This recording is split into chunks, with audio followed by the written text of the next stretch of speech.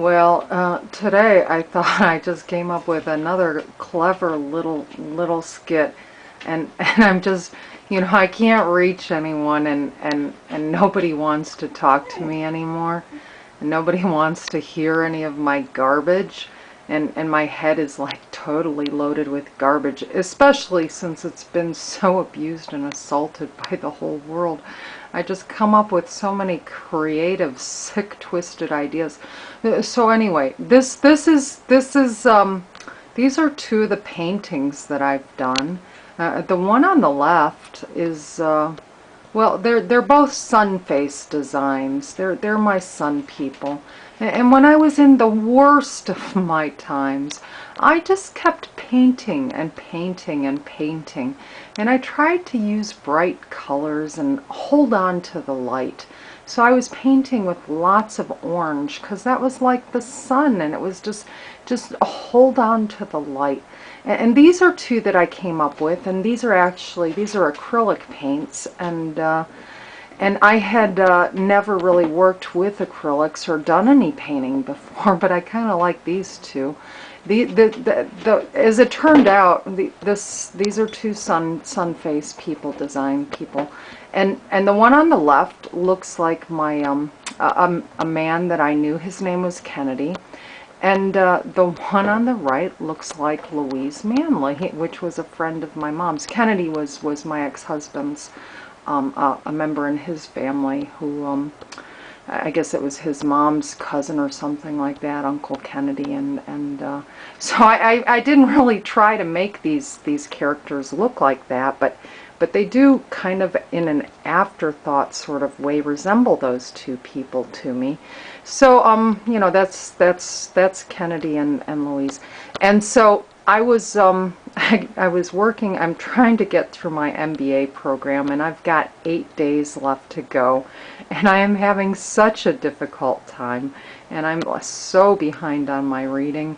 And not only am I behind on my reading, but I'm having problems, and I'm feeling not very well at all physically, just tired and sick, and not feeling well. And so, every once in a while, between trying to pull out an assignment and get something done, of which is absolutely mountainous and voluminous, I come up with these stupid little comments, and today I thought, I came up with one, and then I thought, well, geez, this I tried calling Lisa, and I tried calling Stephanie to share it with them. Alec is at work, so I really don't want to bother her, but Stephanie's not answering the phone, and Lisa's probably off busy sailing and having a wonderful life, and John, I really don't bother John with my twisted humor, because I don't think he really finds it funny. But for some reason I just find that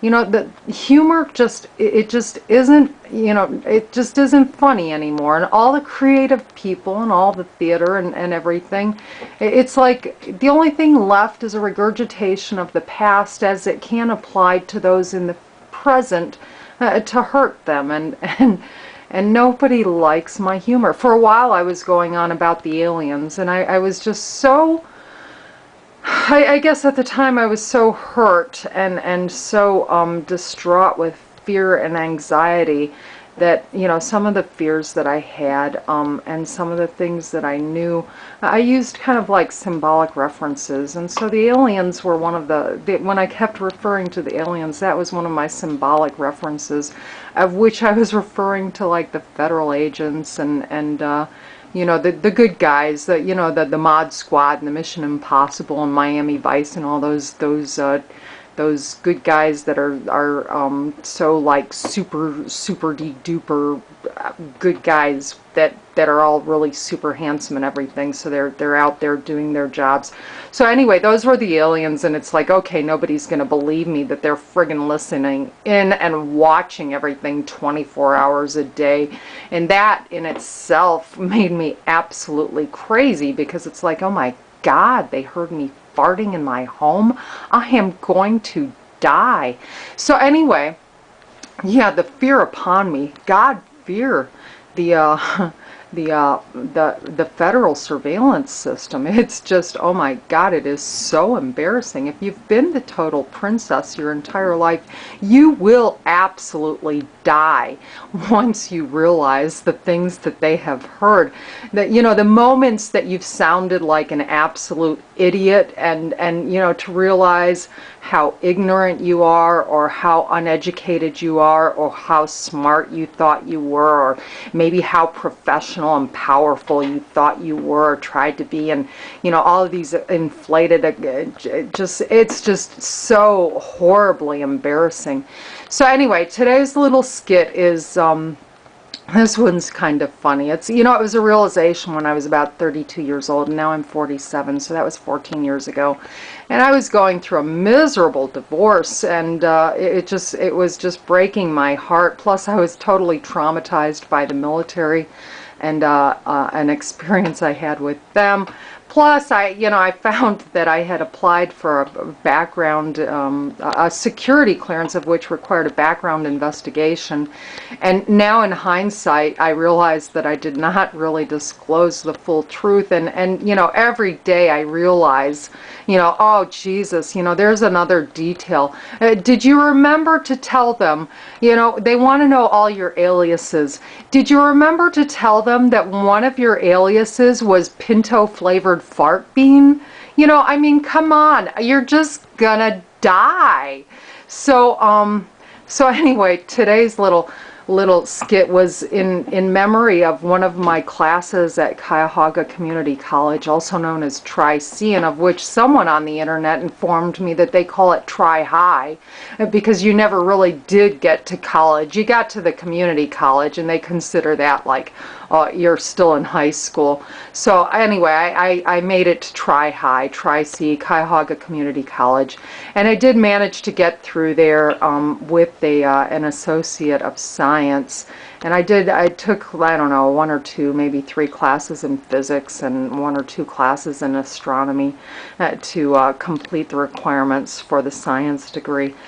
Along with a lot of other classes, and I could go on and on about that. But anyway, one of the classes that I took was a sociology class, and I don't remember my professor's name, but I can remember what she looked like, and she was great. She was a good professor. But one of those students in my class, he was like absolutely crazy, and he was like one of those people that you just kind of just stay away from them like the plague. You know, like, what is his problem? He is like way too weird. Well, as it turns out, I'm even weirder than he is, or was, or whatever. Maybe he was doing a good skit too. But every once in a while, I pull off an impersonation of him. And today I pulled off one of those. And I was going to try to do it here again. Well, I showed you Kennedy and Louise. And so here it is. His voice, I was in class with him, and we were talking about the presidents and you know, groupthink and things like that, you know, sociology. We had a big lecture going, small class, but we were talking about different things, and he had made one comment, and he said, you know, the president ought to be shot. And I was totally mortified, because I was like, you can't say something like that. You know, I mean, the president of the United States, they go crazy. That's like an assassination. You know, that's like a statement of assassination or something like that. That, you know, when you say anything derogatory or in reference to assassination with regard to the president, you know, people go crazy. The government goes crazy. The military goes crazy. People go crazy. So I was like totally mortified that he said that. And today I was having like some more thoughts about that. And as I said, I've impersonated him a couple times, and he had this crazy voice, and he was like, and the president, he ought to be shot, in my opinion. So that was like his voice. So today I was like thinking, you know, and here's my little boy. His name is President. Isn't that clever? Now that we understand how the United States and the English language works, it's all very clever. Yes, here's my little boy. His name is President. Oh, that's clever. Here, meet my little girl. Her name is Clever. Isn't that funny?